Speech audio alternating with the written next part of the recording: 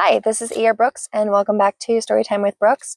Today we find ourselves in Chapter 9 of Kidnapping Grimm. So without further ado, here is Kidnapping Grimm. It's Chapter 10. I'm sorry. Today we find ourselves in Chapter 10 of Kidnapping Grimm. Chapter 10. The Unexpected Gift of Goodbye. Faye, 1 month ago. We build castles with our fears and sleep in them like kings and queens. Christopher Poindexter. I thought it was the height of rudeness when, upon summoning me, King Kion and Queen Lilith proceeded to stare down at me in cold disdain, as if I was the one who had ruined their morning by showing up. They were the ones who ordered me to come. The least they could do would be to tell me I was a good human for obeying. Maybe give me a treat, or perhaps a pat on the head. In the back of my mind, my imaginary self was mockingly doing the chicken dance and making faces. A completely disrespectful display that informed them exactly what I thought of their bad manners and the silence that stretched around us. If I did the chicken dance, they'd turn me into a chicken, and I'd rather be a goose. Of all the ridiculous things, why a goose? Because geese are allowed to chase people and bite them. No excuse needed, no apology demanded, because they are, in fact, geese. If I bit someone in my human form, I'd get an endless lecture. We don't bite people, blah blah blah. This is not the proper etiquette in which to bite someone, blah blah blah. You're not a vampire, blah blah blah. It's rude to bite someone, even if you were provoked, blah blah blah. If I was a goose, I'd be free to torment the world to my heart's content, and no one would tell me I couldn't. It was hard keeping my face blank while I waited. The inner commentary of geese and biting people was very, very amusing to me. Especially when, in my goose daydream, I was chasing Queen Lilith around the throne room.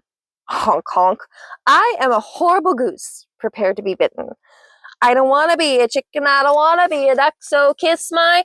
Go home, King Kion commanded, breaking the silence and abruptly cutting off my gleefully disrespectful song. What? I gasped. All thoughts of my being a goose vanished. I misheard him. I must have misheard him. There's no way he just said go home. I haven't been home in 8 years. Go home, King Kion said again, as a small, cruel smile flitted across his lips. Go home and see your family. Okay, fine. Apparently I didn't mishear him, but this is a trap. This is definitely a trap. And what are the terms of such a release? I questioned stiffly, trying to keep my frantic thoughts under control. No terms, he replied smoothly, but that cold smile was still on his face, and I didn't trust him. Go home, he said once again. You know that if you wish to stay alive, you will have no choice but to return. And when you do, I have no doubt that you will bring your sisters with you. I am certain that they are deeply infected with the sickness, and have been for some time. The birds confirm their screams. My stomach fell, and I struggled to keep my features neutral. Don't react.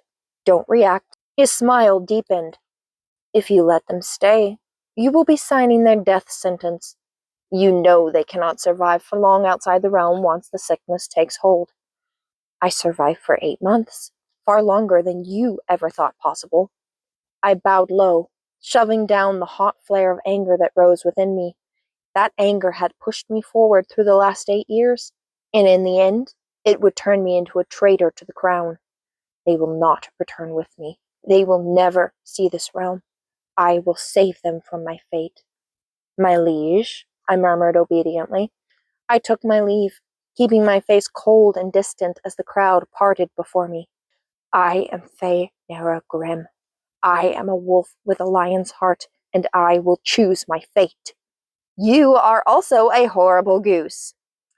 My steps were steady and metered as I calmly made my way through the castle, hating how my ridiculous dress hindered my every movement. Home, home, home. I'm going home. I was aware of every pounding heartbeat that gave my emotions away, aware of every ragged breath that hissed through my teeth. How long can I survive outside the realm? How much longer do I have before I end it all? I surveyed the world around me, aware that the next time I saw this place, I would be returning to commit the highest form of treason. When I return, it will be to set my sisters free.